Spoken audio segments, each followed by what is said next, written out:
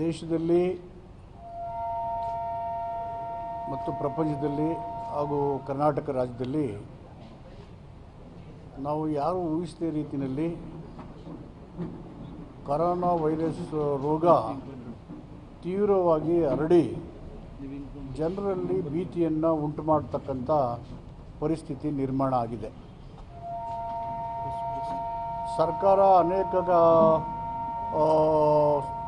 ಯೋಜನೆಗಳನ್ನು ರೂಪಿಸಿದ್ರೂ ಪರಿಣಾಮಕಾರಿಯಾಗಿ ಈ ಕರೋನಾ ವೈರಸ್ನ ಹರಡುವಿಕೆಯನ್ನು ತಡೆಯುವಲ್ಲಿ ಮತ್ತು ನೊಂದಿರ್ತಕ್ಕಂಥ ಜನರಿಗೆ ಪರಿಹಾರಗಳನ್ನು ಜೀವನೋಪಾಯಗಳನ್ನು ಕಂಡುಕೊಳ್ಳೋದ್ರಲ್ಲಿ ಸಂಪೂರ್ಣವಾಗಿ ಯಶಸ್ಸನ್ನು ಸಾಧಿಸಲಿಕ್ಕೆ ಕೇಂದ್ರ ಮತ್ತು ರಾಜ್ಯ ಸರ್ಕಾರಗಳಿಂದ ಸಾಧ್ಯ ಆಗದೇ ಇರತಕ್ಕಂಥದ್ದು ಅತ್ಯಂತ ವಿಷಾದ ಮತ್ತು ನೋವಿನ ಸಂಗತಿ.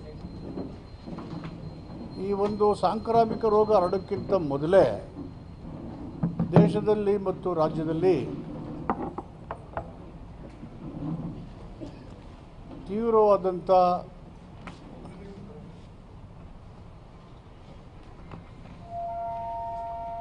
ಅತಿವೃಷ್ಟಿಯಿಂದ ಇಡೀ ರಾಜ್ಯ ಕಂಗಾಲಾಗಿತ್ತು. ರೈತರು ಮತ್ತು ರೈತ ಕಾರ್ಮಿಕರು, ನಗರ ಪ್ರದೇಶದ ಜನರು ತತ್ತರಿಸಿ ಹೋಗಿದ್ದರು. ಶತಮಾನ ಕಂಡರಿಯದೇ ಇರತಕ್ಕಂಥ ಈ ಒಂದು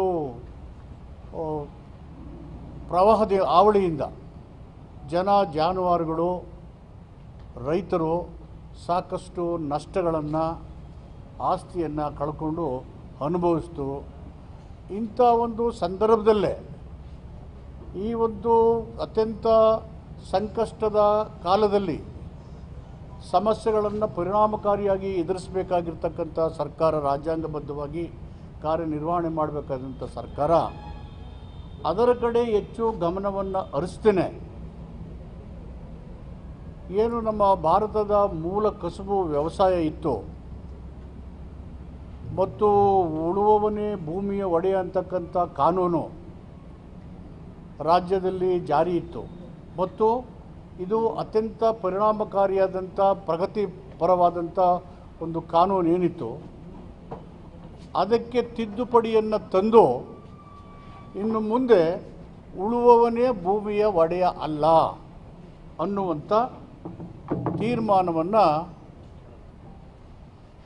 BJP ಸರ್ಕಾರ ಸಚಿವ ಸಂಪುಟದಲ್ಲಿ ತೀರ್ಮಾನವನ್ನು ಕೈಗೊಳ್ಳುವ ಮುಖಾಂತರ ದೊಡ್ಡ ಆಘಾತವನ್ನು ಉಂಟು ಮಾಡಿದ್ದಾರೆ. ದೊಡ್ಡ ಆಘಾತ. ಈ ತೀರ್ಮಾನ ಕೈಗೊಳ್ಳೋದಕ್ಕೆ ಏನು ಕಾರಣ ಹೇಳಿದ್ದಾರೆ? ಅವರು ಹೇಳಿರ್ತಕ್ಕಂಥ ಕಾರಣ, ಕರ್ನಾಟಕ ಉಚ್ಚ ನ್ಯಾಯಾಲಯದಲ್ಲಿ ದಾಖಲಾತಾದ ರಿಟ್ ಅರ್ಜಿ ಸಂಖ್ಯೆ 1690/2019 ಮಧ್ಯಂತರ ಆದೇಶದಲ್ಲಿ ಮಾನ್ಯ ಉಚ್ಚ ನ್ಯಾಯಾಲಯವು ಕರ್ನಾಟಕ ಭೂ ಸುಧಾರಣೆ ಕಾಯ್ದೆಯ 1961 ಕಲಂ 79A ಮತ್ತು 79B ಪ್ರಕರಣಗಳನ್ನು ಕಂದಾಯ ಇಲಾಖೆಯು ನಿರ್ವಹಿಸುತ್ತಿದ್ದು, ಸಾರ್ವಜನಿಕರ ಕುಂದುಕೊರತೆಗಳ ಬಗ್ಗೆ ಕಂದಾಯ ಅಧಿಕಾರಿಗಳು ತುರ್ತು ಸ್ಪರ್ಧಿಸುವಂತೆ ಮತ್ತು ಪ್ರಕರಣಗಳಲ್ಲಿ ಸೇವೆಗಳನ್ನು ಸರಳೀಕರಿಸುವ ಬಗ್ಗೆ ಕಂದಾಯ ಇಲಾಖೆ ವಿವಿಧ ಹಂತದ ಅಧಿಕಾರಿಗಳ ಚರ್ಚೆ ಸೂಕ್ತ ಯೋಜನೆ ತಯಾರಿಸುವಂತೆ ನಿರ್ದೇಶನ ನೀಡಿರುತ್ತದೆ. ಈ ಒಂದು ಏನು ರಿಟ್ ಪಿಟಿಷನ್ ಇದೆ, ಪಿಟಿಷನ್ ಸುಪ್ರೀಂ ಹೈಕೋರ್ಟಲ್ಲಿ, ಈ writ ಪಿಟಿಷನ್ಲಿ 79A and 79B. 79A ಏನು? 79 ಹಿಂದುಳಿದ ವರ್ಗಗಳ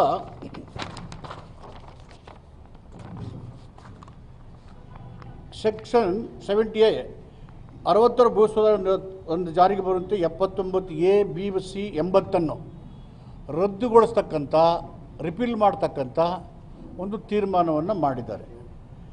79B ಕೃಷಿಯೇತರ ಕುಟುಂಬಗಳು, ವ್ಯಕ್ತಿಗಳು ಭೂಮಿ ಖರೀದಿಗೆ ನಿಷೇಧ ಇರೋದು. Non agriculture land owners are non agriculturist are not suppose to buy the agriculture land. ಸಿ, ಘೋಷಣೆಯನ್ನು ಸಲ್ಲಿಸಲು ತಪ್ಪಿದರೆ ದಂಡ ವಿಧಿಸುವುದು. ಡಿಕ್ಲೇರ್ ಮಾಡಬೇಕು ಅವರು, ಇಲ್ಲಾಂದರೆ ಫೈನ್ ಹಾಕ್ತಾರೆ, ಅದನ್ನು ತೆಗೆದುಹಾಕೋದು. 80 ಕೃಷಿ ಜಮೀನನ್ನು ಕೃಷಿಯೇತರರಿಗೆ ವರ್ಗಾವಣೆ ಮಾಡೋದಕ್ಕೆ ಅವಕಾಶ ಇಲ್ಲ. ಸೆಕ್ಷನ್ 63 ಭೂಮಿಯನ್ನು ಹೊಂದಲು ಗರಿಷ್ಠ ಮಿತಿ, ಲ್ಯಾಂಡ್ ಸೀಲ್ ಲಿಮಿಟ್, ಗರಿಷ್ಠ ಮಿತಿ ಇರೋದನ್ನು ಒಂದು ಕುಟುಂಬಕ್ಕೆ 10 ಯೂನಿಟ್, ಇದನ್ನು ತೆಗೆದುಹಾಕೋದು. ಈಗ ಅವರು ಮಾಡಿರ್ತಕ್ಕಂಥದ್ದು 10 ಯೂನಿಟನ್ನು 20 ಯೂನಿಟ್ ಮಾಡೋದು. 4 ಜನ ಇರೋರಿಗೆ 5 ಜನ ಮೇಲ್ಪಟ್ಟರೆ 20 ಇರೋದನ್ನು 40 ಮಾಡೋದು. 54 ಎಕರೆ ಡ್ರೈ ಲ್ಯಾಂಡು, 13 ಎಕರೆ ತೋಟ, 20 ಎಕರೆ ನೀರಾವರಿ. ಏನಿವತ್ತು ಸೀಲಿಂಗ್ ಲಿಮಿಟ್ ಇದೆ ಇದನ್ನೆಲ್ಲ ತೆಗೆದುಬಿಟ್ಟು ಯಾರು ಬೇಕಾದ್ರೂ ಕೂಡ ಜಮೀನನ್ನು ಖರೀದಿ ಮಾಡ್ಬೋದು ಅಂತಕ್ಕಂಥ ತೀರ್ಮಾನವನ್ನು ಸಚಿವ ಸಂಪುಟ ಈಗಾಗಲೇ ತೆಗೆದುಕೊಂಡಿದ್ದಾರೆ. ಇದರ ಹಿನ್ನೆಲೆಯಲ್ಲಿ ನಮ್ಮ ಶಾಸಕಾಂಗದ ಪಕ್ಷದ ನಾಯಕರಾದಂಥ ಸಿದ್ದರಾಮಯ್ಯನವರು, ಖರ್ಗೆ ಅವರು, ನಾನು ಮತ್ತು ಅನೇಕ ಜನ ಕಾಂಗ್ರೆಸ್ ಲೀಡರ್ಸನ್ನು, ರಮೇಶ್ ಕುಮಾರ್ ಎಲ್ಲ ಕರೆದು ಪೂರ್ವಭಾವಿಯಾಗಿ ಚರ್ಚೆ ಮಾಡಿ ಸಾಧಕ ಬಾಧಕಗಳು ಇದರಾಗ್ತಕ್ಕಂಥ ಕೃಷಿ ಮತ್ತು ಕೃಷಿಕರಿಗೆ, ರೈತರಿಗೆ ಆಗ್ತಕ್ಕಂಥ ತೊಂದರೆಗಳನ್ನು ವಿವರವಾಗಿ ಚರ್ಚೆ ಮಾಡಿದ್ದೀವಿ. ಬಂಧುಗಳೇ, ನಾವು ಚರ್ಚೆ ಮಾಡೋದಕ್ಕಿಂತ ಮೊದಲು ನಾವು ಸ್ವಲ್ಪ ಇತಿಹಾಸವನ್ನು ನೋಡಬೇಕಾಗುತ್ತೆ.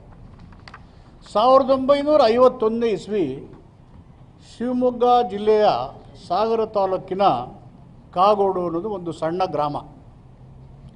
ಒಂದು 50 ಹಳ್ಳಿಗಳಿದ್ದು. ಅಲ್ಲಿ ಸುಮಾರು 900 ಎಕರೆ ಜಮೀನಿತ್ತು, 800 ಚಿಲ್ಲರೆ ಎಕರೆ ಜಮೀನಿತ್ತು. ಅಲ್ಲಿದ್ದವರೆಲ್ಲರೂ ಕೂಡ ಗೇಣಿದಾರರು ಬಹುತೇಕ. ಒಡೆಯರ ಕುಟುಂಬ ಅಂತ ಒಂದಿತ್ತು, 3 ಜನ ಪ್ರಮುಖರಿದ್ದರು. ಅವರು 5 ಹಳ್ಳಿಗಳಿಗೆ ಅವ್ರದ್ದೇ ಹೋಲ್ಡಿಂಗ್ ಇತ್ತು. ಅವ್ರು ಹೇಳ್ದಂಗೆ ಕೇಳಬೇಕಾಗಿತ್ತು ಇಡೀ ಜನ. 3 ಜನ ಇದ್ದರು, ಅವ್ರು ಹೇಳ್ದಂಗೆ ಕೇಳಬೇಕಾಗಿತ್ತು. ಅಲ್ಲಿ ಗಣಪತಿಯವರಂಥ ಸ್ವತಂತ್ರ ಹೋರಾಟಗಾರರು ಮಿಲ್ಟ್ರಿನಲ್ಲಿದ್ದರು, ಕಾರವಾರ ಜಿಲ್ಲೆಯಲ್ಲಿದ್ದರು.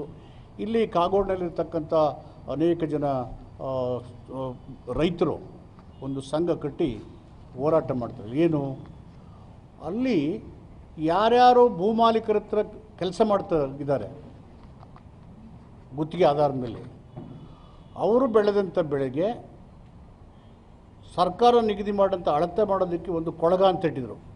ಮಾನದಂಡ 3 ಸೇರು ಹಾಕಿದ್ರೆ ಒಂದು ಕೊಳಗ ಆಗ್ತಿತ್ತು. ಅದನ್ನು ಈ ಒಂದು ಲ್ಯಾಂಡ್ ಓನರ್ಸ್ ಏನು ಮಾಡ್ತಾಯಿದ್ರು, ಲ್ಯಾಂಡ್ ಲಾರ್ಡ್ಸು, ಅದನ್ನು ತಾವೇ ತಯಾರು ಮಾಡಿ 4 ಕೊಳಗ, ಅದು 4 ಸೇರು 5 ಸೇರು ಹಾಕಿ 3 ಇದ್ದದನ್ನ ಅವ್ರ ವಿರುದ್ಧ ಮಾತಾಡಿದ್ರೆ ಅದನ್ನು ಅವರು ಗೇಣಿನ ರದ್ದು ಮಾಡ್ತಾಯಿದ್ರು.